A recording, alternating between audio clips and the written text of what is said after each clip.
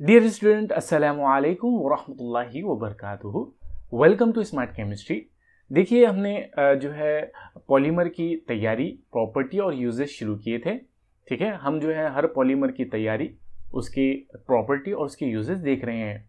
आज के लेक्चर में हम देखने वाले हैं कि सिंथेटिक रबर को किस तरह से तैयार किया जाता है, यानी बूना एस, बूना एन और नियोप्रीन रबर को किस तरह से तैयार किया जाता है, उसकी प्रॉपर्टी कौन कौन सी होती हैं और उसके यूजेस कौन कौन से होते हैं।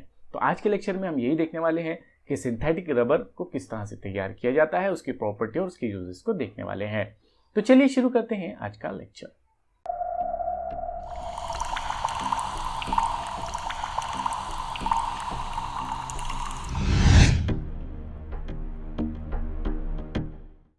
देखिए, प्रीवियस लेक्चर में हमने देखा है कि जो रबर होता है वो दो तरह के होते हैं। एक को हम नेचुरल रबर कहते हैं, जो हमने प्रीवियस लेक्चर में देख लिया है, और एक को हम कहते हैं सिंथेटिक रबर। सिंथेटिक रबर ऐसे रबर होते हैं जो इंसान खुद लेबोरेटरीज में तैयार करता है। ऐसे रबर को हम सिंथेटिक रबर कहते हैं। सिंथेटिक रबर जो होते हैं ये भी इलास्टोमर कैटेगरी के ही पॉलीमर हैं। इलास्टोमर कैटेगरी के पॉलीमर का मतलब यह है कि इनके मॉलिक्यूल्स के दरमियान वीक वंडरवॉल फोर्स होती है। ठीक है, वीक वंडरवॉल फोर्स होने की वजह से, कमजोर कुव्वते कशिश होने की वजह से ये बहुत ज्यादा लचकदार और बहुत ज्यादा इलास्टिसिटी इनके अंदर होती है। ठीक है, इसीलिए से हम कहते हैं कि जो रबर होते हैं, चाहे वो नेचुरल रबर हो चाहे वो सिंथेटिक रबर हो, वो इलास्टोमर कैटेगरी के पॉलीमर होते हैं। ठीक है, और इसके अंदर जो हम देखने वाले हैं सिंथेटिक रबर के अंदर, हम जो तीन रबर के बारे में हम आज पढ़ने वाले हैं, वो तीन रबर है बूना एस, ठीक है, बूना एन और नियोप्रीन रबर। चलिए सबसे पहले हम देखते हैं कि बूना एस को किस तरह से तैयार किया जाता है, उसकी प्रॉपर्टी और यूजेस को देखते हैं। चलिए अब ये देखते हैं कि बूना एस रबर को तैयार किस तरह से किया जाता है। देखिए, क्या होता है जब दो मुख्तलिफ मोनोमर यानी स्टाइरीन और ब्यूटाडाइन, ब्यूटाडाइन मतलब 1,3 ब्यूटाडाइन जब हम लेते हैं, स्टाइरीन और 1,3 ब्यूटाडाइन का जब एडिशन पॉलीमराइजेशन किया जाता है, जब इजाफी इनका पॉलीमर साजी की जाती है, तो एडिशन पॉलीमराइजेशन के नतीजे में जो पॉलीमर तैयार होता है, इसी पॉलीमर को हम बूना एस कहते हैं। ठीक है, रिपीट कर रहा हूं बात को। जब हम दो मुख्तलिफ मोनोमर लेते हैं, दो डिफरेंट मोनोमर लेते हैं, एक स्टाइरीन लेते हैं और दूसरा 1,3 ब्यूटाडाइन लेते हैं, तो नतीजे में जो पॉलीमर तैयार होता है, इन दोनों को मिलाने से जो पॉलीमर तैयार होता है, उसी पॉलीमर को हम बूना एस रबर कहते हैं। अब अगर आप देखोगे तो ये जो बूना एस रबर है, ये बूना एस रबर दो मुख्तलिफ मोनोमर से तैयार हुआ है ना, दो डिफरेंट मोनोमर से ये तैयार हुआ है। एक स्टाइरीन इसमें है और दूसरा कौन है, 1,3 ब्यूटाडाइन है। दो मुख्तलिफ, दो डिफरेंट इसमें मोनोमर मौजूद हैं।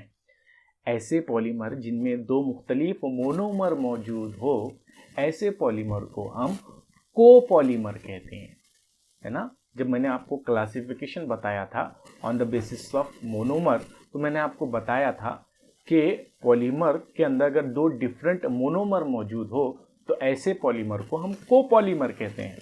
तो बूना एस रबर जो है, इसमें दो मुख्तलिफ मोनोमर है। कौन कौन है, स्टाइरीन है और 1,3 ब्यूटाडाइन है। ठीक है, स्टाइरीन और 1,3 ब्यूटाडाइन दो मुख्तलिफ, दो डिफरेंट मोनोमर होने की वजह से बूना एस रबर को हम कौन सा पॉलीमर कहेंगे, कोपॉलीमर कहेंगे। ठीक है, और होमोपॉलीमर किसे कहते हैं, ऐसे पॉलीमर जिनमें सेम जो है मोनोमर मौजूद हो, सेम मोनोमर मौजूद हैं हो। अगर जैसा पॉलीथीन, पॉलीथीन में सिर्फ और सिर्फ इथीन ही होता है ना, तो अगर सेम मोनोमर अगर मौजूद, जैसे इससे पहले हमने जो देखा था, जो नेचुरल रबर हमने देखा है, नेचुरल रबर में कौन था, सिर्फ आइसोप्रीन यूनिट थे, है ना। तो जो नेचुरल रबर है वो कैसा हुआ, वो होमोपॉलीमर हुआ। नेचुरल रबर होमोपॉलीमर हुआ। लेकिन जो बूना एस हम देख रहे हैं, इसमें दो मुख्तलिफ मोनोमर हम इस्तेमाल कर रहे हैं, स्टाइरीन और 1,3 ब्यूटाडाइन। तो ये पॉलीमर कैसा पॉलीमर हुआ, कोपॉलीमर हुआ। ठीक है, बात समझ में आ रही, होमोपॉलीमर और कोपॉलीमर। ठीक है, तो जो हमारा बूना एस रबर है, ये बूना एस रबर को स्टाइरीन और 1,3-ब्यूटाडाइन यानी ब्यूटाडाइन से तैयार करते हैं। देखिए क्या किया जाता है, जब 75% ब्यूटाडाइन लिया जाता है, 1,3-ब्यूटाडाइन तकरीबन 75% के करीब करीब लिया जाता है, और 25% के करीब करीब स्टाइरीन को लिया जाता है। तो इनका जब पॉलीमराइजेशन करते हैं, खास कैटलिस्ट की मौजूदगी में जब इनका हम पॉलीमराइजेशन करते हैं, एडिशन पॉलीमराइजेशन जब हम इनका करते हैं, तो नतीजे में जो चीज़ हासिल होती है, जो प्रोडक्ट हासिल होता है, उसी प्रोडक्ट को हम बूना एस रबर कहते हैं। ठीक है, चलिए देखते हैं। देखिए 1,3-ब्यूटाडाइन इसमें एक मोनोमर है। कौन है? 1,3-ब्यूटाडाइन, मतलब 4 कार्बन हो गए, CH2, पहले नंबर के कार्बन पर डबल बॉन्ड होगा, CH, सिंगल बॉन्ड CH, फिर तीसरे नंबर के कार्बन पर भी डबल बॉन्ड होगा और CH2। देखिए इसका नाम क्या है? 1,3-ब्यूटाडाइन, पहले नंबर के कार्बन और तीसरे नंबर के कार्बन पर। ठीक है, ये जो तीसरे नंबर का कार्बन है, इस कार्बन पर कौन है? डबल बॉन्ड मौजूद है, और पहले नंबर के कार्बन पर डबल बॉन्ड मौजूद है ना? तो इसीलिए हम इसे क्या कहते हैं? 1,3-ब्यूटाडाइन। 4 कार्बन है, लंबी जंजीर में 4 कार्बन है, जो स्ट्रेट चेन में 4 कार्बन है, इसलिए हम ब्यूटाडाइन इसे कहते हैं। ठीक है, तो ये 1,3-ब्यूटाडाइन है।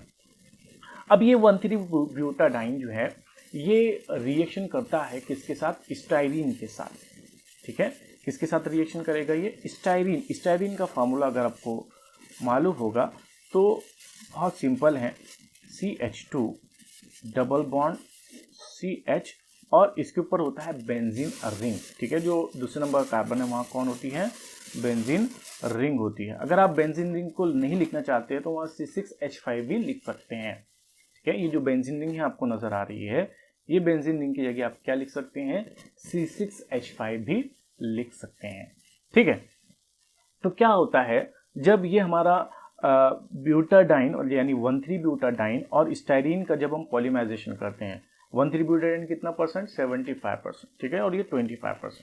तो पॉलीमराइजेशन के नतीजे, अब पॉलीमराइजेशन हो रहा है, इसका मतलब ये है कि ये बहुत ज़्यादा क्वांटिटी में एक दूसरे से जुड़ेंगे, है ना? तो हम यहाँ क्या लगाएंगे? इसके लिए हम क्या लगाएंगे? यहाँ N लगाएंगे, क्योंकि ये बहुत ज़्यादा क्वांटिटी में जुड़ने वाला है, और इसके यहाँ भी हम क्या लगाएंगे? N लगाएंगे। क्यों? क्योंकि ये बहुत ज़्यादा क्वांटिटी में एक दूसरे से जुड़ने वाले हैं। तो जब हम 1,3-ब्यूटाडाइन का रिएक्शन स्टाइरीन के साथ करते हैं, तो नतीजे में अगर आप देखोगे, इसका जो प्रोडक्ट हासिल होगा, वो प्रोडक्ट क्या होगा? वो होगा आपका इस तरह से। अब मैंने आपको बताया था ये एडिशन पॉलीमराइजेशन हो रहा है। एडिशन पॉलीमराइजेशन जब भी हम लिखते हैं, तो एडिशन पॉलीमराइजेशन के नतीजे में आपको मालूम है कि जो प्रोडक्ट हासिल होता है उसमें डबल बॉन्ड की जगह हम सिंगल बॉन्ड लिखते हैं और सिंगल बॉन्ड की जगह डबल बॉन्ड लिखते हैं। बोलो, पहले प्रीवियस लेक्चर में ही मैंने आपको बताया था, शॉर्ट ट्रिक बताया था। तो अब इसका जो पॉलीमर तैयार होगा, वो पॉलीमर किस तरह से होगा? आप क्या करोगे? इस तरह से एक पॉलीमर तैयार करोगे, CH2। अब इसके पास यहाँ डबल बॉन्ड है, यहाँ सिंगल बॉन्ड, फिर CH, फिर यहाँ डबल सिंगल बॉन्ड है तो यहाँ डबल बॉन्ड, फिर CH, यहाँ डबल बॉन्ड है तो यहाँ सिंगल बॉन्ड CH2। ठीक है, और ये जुड़ जाएगा स्टाइरीन के साथ। स्टाइरीन का फार्मूला क्या है? CH2। अब यहाँ डबल बॉन्ड है तो सिंगल बॉन्ड, फिर CH, और यहाँ बेंजीन रिंग। ठीक है, और ये कितनी क्वांटिटी में जुड़ जाएगा एक दूसरे से? बहुत ज़्यादा क्वांटिटी में एक दूसरे से जुड़ जाएगी। ठीक है, और ये जो फार्मूला है हासिल हुआ है, ये जो स्ट्रक्चर हासिल हुआ है आपको, यही स्ट्रक्चर है बूना एस रबर का। ठीक है, अगर आप देखोगे, देखो यहाँ CH2 है, ठीक है, यहाँ डबल बॉन्ड था, जो मोनोमर है वहाँ डबल बॉन्ड था, तो हमने वहाँ क्या लिखे हैं? सिंगल बॉन्ड लिखे हैं। यहाँ सिंगल बॉन्ड था तो यहाँ क्या लिखे हैं? डबल बॉन्ड लिखे हैं। यहाँ डबल बॉन्ड था तो यहाँ क्या लिखे हैं? सिंगल बॉन्ड, और ये दोनों को हमने क्या कर दिए? जोड़ दिए। ठीक है, और ये CH2, यहाँ डबल बॉन्ड था तो यहाँ हमने सिंगल बॉन्ड। ये शॉर्ट ट्रिक है, जब हम मोनोमर से पॉलीमर तैयार करते हैं तो जब हमने देखा था इससे पहले, जो हमने इसकी जो मैकेनिज्म देखा है, तो वहाँ हमने देखा था कि बॉन्ड जो है वो होमोलाइटिकली टूटता है। एक इलेक्ट्रॉन जो है इस कार्बन के पास जाएगी, एक इलेक्ट्रॉन इस कार्बन के पास जाएगी, तो ये जो इलेक्ट्रॉन है, जो डबल बॉन्ड था, वो कैसा हो जाता है? टूट जाता है। ठीक है, तो यही जो है हम शॉर्ट ट्रिक में मैंने आपको बता दिया कि इसको किस तरह से आप लिखोगे। अब इसमें आप एक बात याद रखें कि ये जो जंजीर हासिल हुई है, जो चेन हासिल हुई है, बूना एस रबर की जो चेन हासिल हुई है, इस चेन में ये जो यूनिट है ये बार बार रिपीट होगा। ठीक है, ये यूनिट जो है वो बार बार रिपीट होगा, इसलिए मैंने यहाँ क्या लिखा हूँ? N लिखा हूँ। लेकिन एक बात आप याद रखें, क्योंकि मैंने 75% ब्यूटाडाइन लिया हूँ। कितना परसेंट लिया हूँ? ये तकरीबन, ये जो मैंने ब्यूटाडाइन लिया था, ये तकरीबन लिया था मैंने 75%, है ना। और जो स्टाइरिन लिया था वो कितना लिया था? 25% लिया था। अब जिसकी वजह से होता ही है कि ब्यूटाडाइन बहुत ज़्यादा होने की वजह से जो आपके पॉलीमर की जो जंजीर हासिल होती है, जो चेन पॉलीमर की हासिल होती है, उसमें ब्यूटाडाइन बहुत ज़्यादा जो है तादाद में एक दूसरे से जुड़े हुए होते हैं। मतलब ब्यूटाडाइन, फिर ब्यूटाडाइन, फिर ब्यूटाडाइन, फिर कहीं होगा फिर स्टाइरिन। इस तरह से जो है उस जंजीर में ज़्यादातर ब्यूटाडाइन मौजूद होगा, ठीक है। और फिर कहीं ना कहीं जो है वहाँ स्टाइरिन मौजूद होगा, क्योंकि हमने ज़्यादा क्वांटिटी में कौन लिया है? ब्यूटाडाइन लिया है। तो उस जंजीर में जो पॉलीमर की जंजीर हासिल होगी, जो हमारी बुना एस की जो चेन हासिल होगी, उस चेन में ज़्यादातर कौन होगे? ब्यूटाडाइन होगे। और कहीं ना कहीं वहाँ फिर स्टाइरिन भी मौजूद होगा, और जो एक दूसरे से जुड़े हुए होंगे। और जो पूरी जंजीर जो हासिल होगी, पूरी चेन जो हासिल होगी, उसे ही हम क्या कहेंगे? बुना एस रबर कहेंगे, ठीक है। उम्मीद करता हूँ कि आपको जो हमारा बुना एस रबर है, इसकी तैयारी समझ में आ गई होगी। देखिए, जो बुना एस रबर होता है, इसकी प्रॉपर्टी नेचुरल रबर से काफ़ी अच्छी होती है, ठीक है। नेचुरल रबर जो होता है वो बहुत ज़्यादा कमज़ोर होता है, उसकी टेंसाइल स्ट्रेंथ बहुत ज़्यादा कमज़ोर होती है, बहुत कम उसकी टेंसाइल स्ट्रेंथ होती है। वो बहुत ज़्यादा लचकदार होता है, ठीक है। वो ज़्यादा वजन को नहीं सह सकता है, और बहुत ज़्यादा ऐसा समझ के चलिए बहुत ज़्यादा नाजुक भी होता है। उसके मुकाबले में हमारा जो बुना एस रबर है, यानी SBR रबर जो है, स्टाइरिन ब्यूटाडाइन रबर जो है, SBR रबर जो है, ये उससे ज़्यादा यानी नेचुरल रबर से ज़्यादा सुपीरियर होता है। क्यों? क्योंकि इसकी प्रॉपर्टी नेचुरल रबर से ज़्यादा जो है अच्छी होती हैं, ठीक है। इसकी टेंसाइल स्ट्रेंथ ज़्यादा होती हैं, ये ज़्यादा मजबूत होता है, ये ज़्यादा वजन को सह सकता है। अब इसके यूजेस अगर आप देखोगे तो इसके यूजेस जो हैं वो जूते चप्पल वगैरह बनाने में, या गाड़ियों के टायर वगैरह बनाने में इसका इस्तेमाल किया जाता है। साथ ही साथ जो पाइप्स होते हैं, वो पाइप वगैरह बनाने में भी बुना एस रबर का इस्तेमाल किया जाता है। देखिए, सिंथेटिक रबर की जो दूसरी एग्जाम्पल है वो है बुना एन रबर, ठीक है। बुना एन रबर इसलिए हम कहते हैं, यहाँ जो एन लगा हुआ है वो इसलिए लगा हुआ है क्योंकि इसमें एक्राइलो नाइट्राइल का इस्तेमाल करते हैं। नाइट्राइल इसमें इस्तेमाल किया जाता है, इसीलिए यहाँ जो है एन का इस्तेमाल किया गया है। और बुना क्यों लगाया गया है? क्योंकि इसमें ब्यूटाडाइन मौजूद होता है। तो 1,3 ब्यूटाडाइन और एक्राइलो नाइट्राइल का इस्तेमाल करके हम बुना एन को तैयार करते हैं, ठीक है। इसका मतलब ये हुआ कि जब एक्राइलो नाइट्राइल और 1,3 ब्यूटाडाइन का जब पॉलीमराइजेशन किया जाता है, तो पॉलीमराइजेशन के नतीजे में जो पॉलीमर तैयार होता है, उसी पॉलीमर को हम बुना एन रबर कहते हैं, ठीक है। अब इसमें दो मोनोमर मौजूद है, और दोनों मोनोमर कैसे हैं? मुख्तलिफ है, दोनों मोनोमर डिफरेंट है, ठीक है। एक 1,3 ब्यूटाडाइन है और दूसरा एक्राइलो नाइट्राइल है, ठीक है। इसीलिए ये पॉलीमर भी कैसा पॉलीमर हुआ? कोपॉलीमर हुआ, ठीक है। तो बुना एन कोपॉलीमर है जो तैयार किया जाता है एक्राइलो नाइट्राइल और 1,3 ब्यूटाडाइन से, ठीक है। अब अगर आप इसकी सिंथेसिस को देखोगे तो 1,3 ब्यूटाडाइन का फॉर्मूला क्या है? ठीक है, 1,3 ब्यूटाडाइन का फॉर्मूला हमको मालूम हो चुका है। अब ये है CH2 double bond CH single bond CH double bond CH2, ठीक है। ये 1,3 ब्यूटाडाइन है। और एक्राइलोनाइट्राइल का फार्मूला बहुत आसान है। देखिए, ये जो विनाइल कैटेगरी वाले हैं, ये इसको मैंने आपको पहले बताया हूँ। जो मैंने इससे पहले जब आपको एडिशन पॉलीमराइजेशन बताया था, तो वहाँ बताया था कि विनाइल कैटेगरी वाले कौन कौन होते हैं। वहाँ आपको ये जो जितने भी हैं, जैसे स्टाइरीन हो गया, इसी तरह से इथीन हो गया, एक्राइलोनाइट्राइल हो गया, ये बताया था, इन तमाम की स्ट्रक्चर बताया था, है ना। तो ये बहुत आसान है इसका स्ट्रक्चर। जो एक्राइलोनाइट्राइल, इसका फार्मूला क्या है? CH2 डबल बॉन्ड CH और यहाँ होता है नाइट्राइल यानी CN2, ठीक है। तो ये हो गया आपका 1,3 ब्यूटाडाइन और ये हो गया आपका एक्राइलोनाइट्राइल, ठीक है। 1,3 ब्यूटाडाइन और एक्राइलोनाइट्राइल। अब जब इनका पॉलीमराइजेशन करेंगे तो सिंपल सी बात है, ये बहुत ज़्यादा क्वांटिटी में इस्तेमाल होगा और ये भी बहुत ज़्यादा क्वांटिटी में इस्तेमाल होगा, ठीक है, जब दोनों की क्वांटिटी बहुत ज़्यादा होगी, हज़ारों की तादाद में एक दूसरे से जुड़ जाते हैं। तो जब 1,3 ब्यूटाडाइन का पॉलीमराइजेशन करते हैं एक्राइल और नाइट्राइल के साथ, जो पॉलीमर हमारा जो तैयार होगा, वो पॉलीमर, चूँकि अगर आपके पास स्पेस ज़्यादा है, आप स्ट्रेट लाइन में एकदम एक ही लाइन में आप लिख सकते हैं, तो एक ही लाइन में लिखें, क्योंकि मेरे पास थोड़ी कमी है, जगह की कमी है, इसलिए मैं उसको नीचे लिख रहा हूँ। ठीक है, अब पॉलीमराइजेशन के नतीजे में इसके जो तैयार होगा, जो पॉलीमर तैयार होगा, उसका फॉर्मूला क्या होगा? सिंपल है, आप क्या करेंगे, इस तरह से बनाओगे।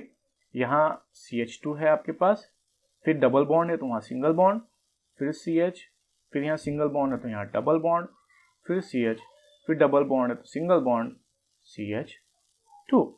फिर से जोड़ दोगे आप किसके साथ? एक्राइलोनाइट्राइल के साथ। एक्राइलोनाइट्राइल का फॉर्मूला क्या है? CH2। डबल बॉन्ड इसके पास है तो सिंगल बॉन्ड, फिर CH और यहाँ CN। ठीक है, और ये जो यूनिट है, पूरा यूनिट, ये बहुत ज़्यादा क्वांटिटी में एक दूसरे से जुड़ा हुआ होगा।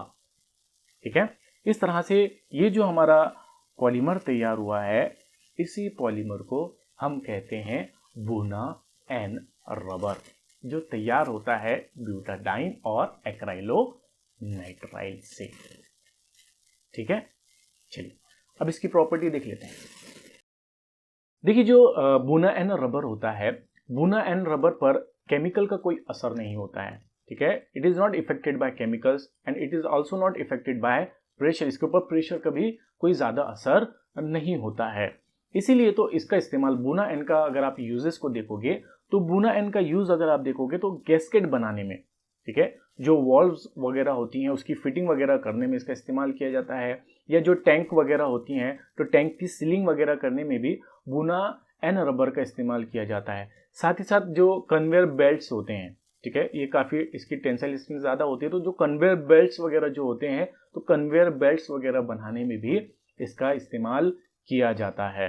ठीक है, तो ख़ास तौर से जो इसका यूज़ है वो यही है कि जो सीलिंग होती है, मतलब जो सील करने के लिए जो जो केमिकल का इस्तेमाल किया जाता है, जो रबर का इस्तेमाल किया जाता है, आपने देखा होगा, जैसे मिसाल के तौर पर आप देख लें, जो कुकर वगैरह होता है ना, तो कुकर के अंदर आप एक रिंग का इस्तेमाल करते हैं। ठीक है, वो रिंग क्या करती है? फिटिंग के लिए इस्तेमाल होती है। तो वो रिंग जो है वो जो रबर से तैयार होती है वो बूना एन रबर होती है।